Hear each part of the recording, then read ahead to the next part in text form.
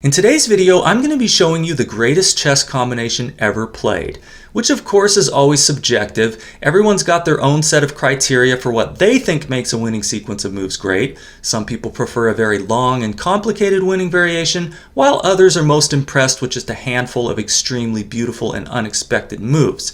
So to cover my bases, I'm going to be showing you two greatest chess combinations ever played. The first is from a game that is pretty well known, so you may or may not have seen it. The second combination is much less well known, and I'm including it as sort of a backup. If for some unfathomable reason the first combination doesn't completely blow your mind, this one will definitely get the job done. So you're going to want to stick around for that. It's one of the most incredible tactical miracles that I've ever witnessed. But let's hop right into our game number one. This was played all the way back in 1907. On the white end, we have a very strong Polish master by the name of Georg Rotlewi, and playing black is none other than the great Akiba Rubinstein, also from Poland, and a true legend of the game, considered by many to be the greatest player to never become world champion. Rotlewi opens the game with d4. Rubinstein responds d5, and after knight to f3, we have the pushing of the e-pawns by both players to e6 and e3, followed by the pushing of the c-pawns to c5 and c4, resulting in this Tarrasch sort of structure. So a lot of central pawn tension here, which is maintained for a couple of moves with knight to c6, knight to c3, and knight to f6. Both players following the age-old advice, when in doubt, get your pieces out. Although in this position, both white and black will typically try to delay the development of their bishops as long as possible. Why? Well, for instance, if white were to play bishop to d2, then his queen's view of the center would be blocked. That's not ideal. And moving the light-squared bishop to e2 or d3 would just end up becoming a wasted move after d takes c4 from black and the recapture bishop takes c4. White would much rather get his bishop to c4 in only one move instead of two. Most popular here is to play a waiting move like a3, but Rotlewi instead captures on c5, just allowing black to get his bishop to c5 in only one move. So he's made Rubinstein's life just a bit easier than necessary. Rotlewi now continues a3, so he will get the space-gaining b4 with tempo on the bishop next.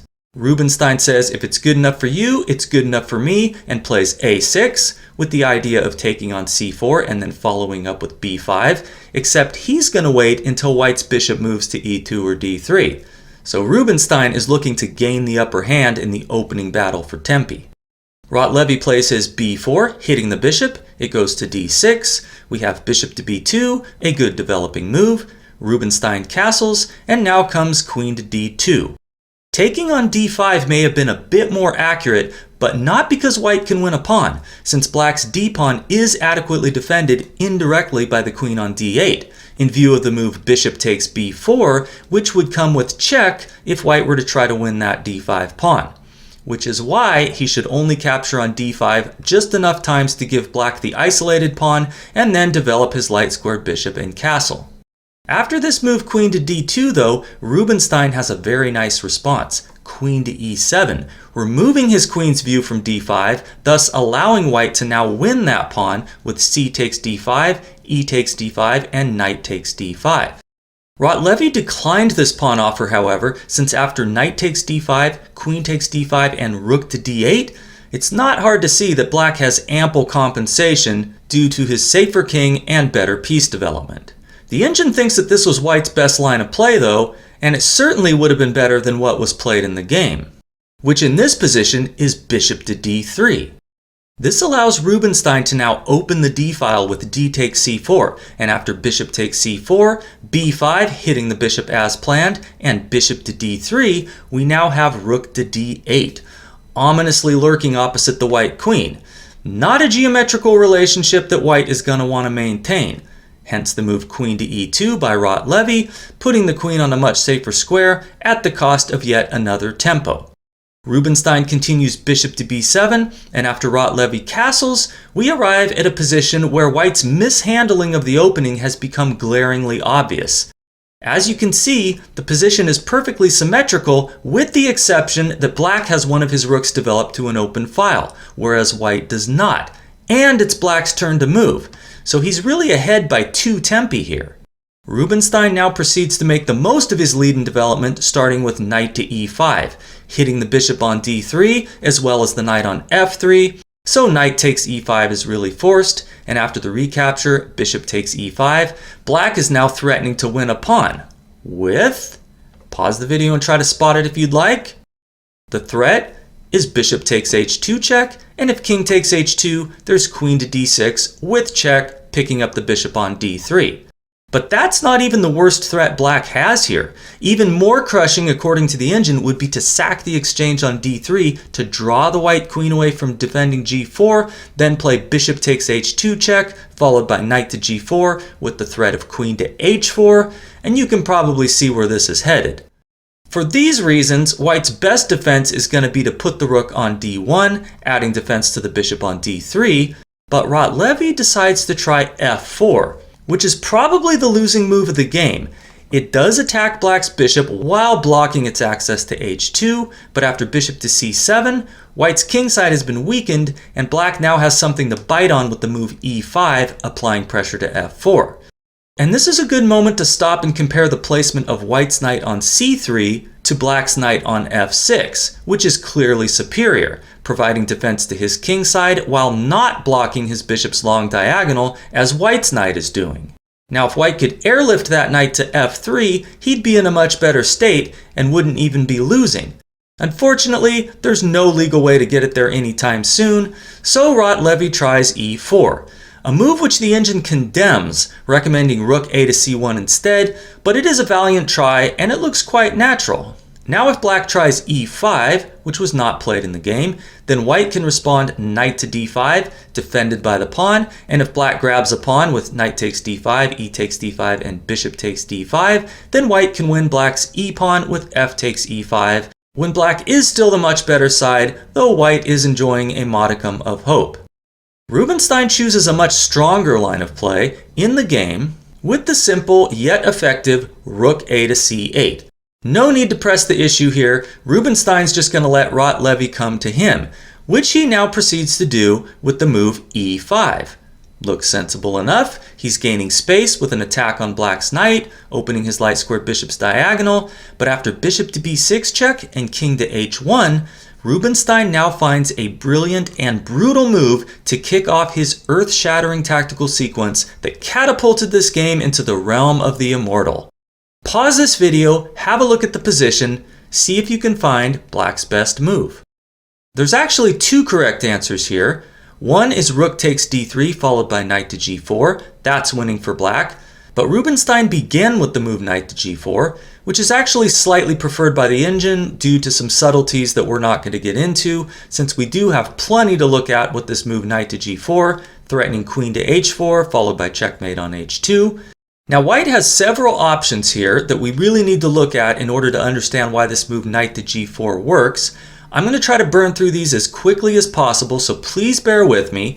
First is the obvious queen takes knight on g4. This loses the bishop to rook takes d3 when Black is threatening both rook takes c3, winning material, and rook to d2, attacking g2, to which there is no good defense. White could try playing bishop takes h7 check first, but after king takes h7 and queen takes g4, here Black's rook can go straight to d2, attacking that pinned g2 pawn, which again cannot be saved. White could try h3, planning on meeting queen to h4 with queen takes g4, but after queen takes g4, h takes g4, and rook takes d3. Again, Black is threatening rook takes c3, rook to d2, as well as rook to h3, which would be checkmate due to the pin on the g-pawn. No way to answer all of these threats. And finally, there's knight to e4, blocking the light squared diagonal, but after queen to h4, threatening checkmate, White only has a couple of reasonable defenses, both of which fail. If g3, then simplest for Black would just be to capture twice on h2, then grab the bishop on d3. That's just one of several crushing options. If instead h3, then White goes down in flames to rook takes d3, queen takes d3, bishop takes e4, queen takes e4, and queen to g3, when checkmate on h2 is unavoidable unless you take the knight with h takes g4, but then checkmate is delivered from h4.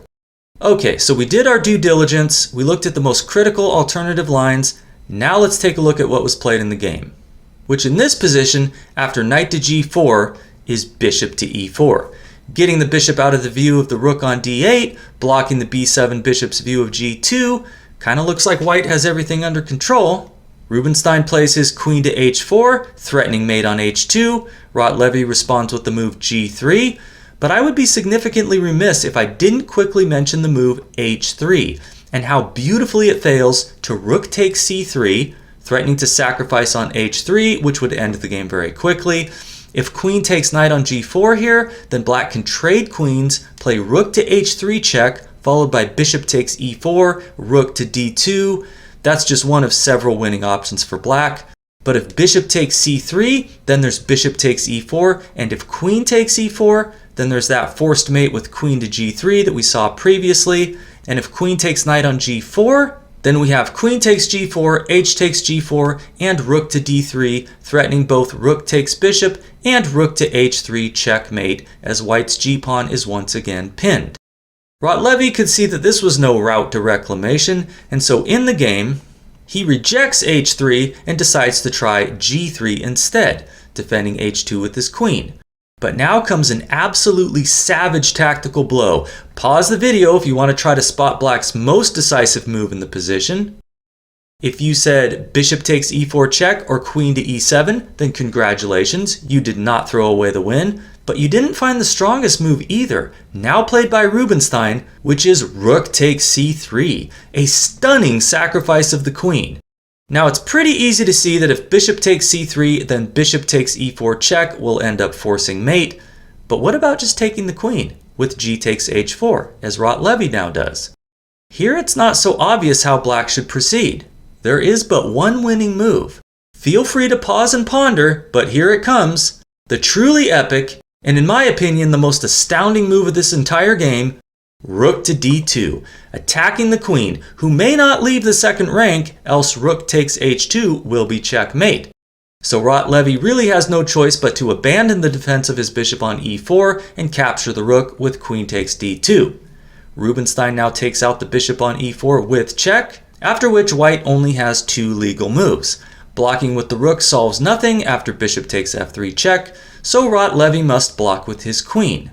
Perhaps he's hoping for bishop takes g2 check, king takes g2, rook to c2 check, when he could struggle on for a bit with king to g3, counterattacking the knight on g4.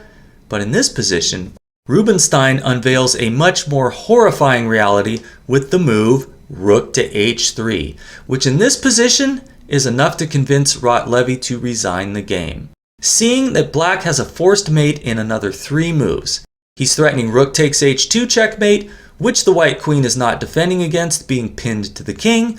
There's no way to provide the white king an escape square, so the only thing white can do to delay mate is to start sacrificing his pieces with bishop to d4, and after bishop takes d4, rook to f3, and after bishop takes f3, checkmate can no longer be delayed and will be executed by black on the very next move. Let's go ahead and see it on the board since it is a thing of beauty. After queen takes f3, there's rook takes h2 checkmate. Beautiful. So let me know what you thought of this one. Is this the greatest combination you've ever seen? If it's not, do tell me what you think is, because I'm always looking for amazing games and I just might cover it in a future video. But don't go anywhere, because any combination that you might think is superior to the one you just saw is about to get completely blown out of the water. The position you see before you was reached in 2012 in a game between Grandmasters Ni Hua and Lequang Liem. White is threatening checkmate in 1 with queen takes h7, but it's black to move and win. So if you're in the mood to bang your head against an impenetrable wall of tactical insanity, go ahead and pause the video and try to work out black's winning sequence. It wasn't played in the game, where Lequang Liem tried h5, and after queen takes h5, bishop to a3 check, and king takes b3, he could see no further defense against checkmate and so resigned the game. However, subsequent computer analysis uncovered an unbelievable combination available to black that is, without a doubt, the most awesome thing I've ever seen happen on the 64 squares of the chessboard. And I've seen some pretty remarkable things, but this is just insane. Okay, so the combination begins bishop to a3 check, not h5 as was played in the game. You'll see why shortly. Now I'm going to go through these moves fairly quickly, but I'll post the PGN of this game in the description for anyone who wants to study the alternative variations in greater depth. Suffice to say that playing king to a1 here will fail to b2 check, and if king to c3, black wins with rook takes c4 check. When king takes c4 runs into checkmate in 4, beginning with queen to c6 check, and if knight takes c4, then queen to b4 is checkmate. So king takes b3 is necessary, but now comes a rare and beautiful promotion of the a pawn to a knight with check. Very important. This is black's only winning move, giving white 3 legal options. If king to a2, then bishop to c1, discovered check, will force mate in 2. If king to c3, then rook takes c4 check is again winning. So best is just to capture the knight on a1 with the rook, but this removes defense from the d4 square, setting the stage for an unearthly sacrifice of the queen with queen takes b6 check. Now if white moves his king anywhere, then he's getting checkmated on the very next move. If king to c3, then queen takes e3 as mate, and if king to a2, then black's dark squared bishop can move almost anywhere, and it's checkmate. So you got to take the queen with bishop takes b6, but now here comes knight to d4 check. Now if white's rook were still on d1, then rook takes d4 would be winning. But here, if you want to capture the knight, you can only do it with the bishop, allowing rook c to b8 check, which will force mate in 4. So best is king to c3, but now the sacrificial rampage just continues with rook takes c4 check. White has but 2 legal moves in this position. If king to d2, then knight takes f3 check is winning, forking white's king and queen. And this demonstrates why in our initial position, the move played by Lequang Liem, h5, was losing, as it allowed white to get his queen off of the h2 square with queen takes h5, thus avoiding this eventual knight fork. But what about king takes c4 here? Well, this allows a phenomenal checkmate in 2 moves with rook to c8 check, white can only block with the bishop, after which rook takes c5 is checkmate. And one of the most gorgeous coordination of 3 minor pieces and a rook that I've ever seen. And how wonderful is it that we have computers to reveal such things? In some ways, the engine has taken some of the magic and mystery out of the game, but when I see things like this, I would not want to go back to the pre-engine era, which I do remember, by the way. I mean, there were computer programs around when I was young, but they weren't anywhere near the level of The Strongest Humans yet. So now that I've dated myself, I'm going to leave you to marinate in what I hope is utter astonishment after what you've just witnessed. Consider subscribing to the channel if you haven't already and enjoyed this content. Hit that like button, leave a comment. Those things all help the channel grow, and I will see you next time.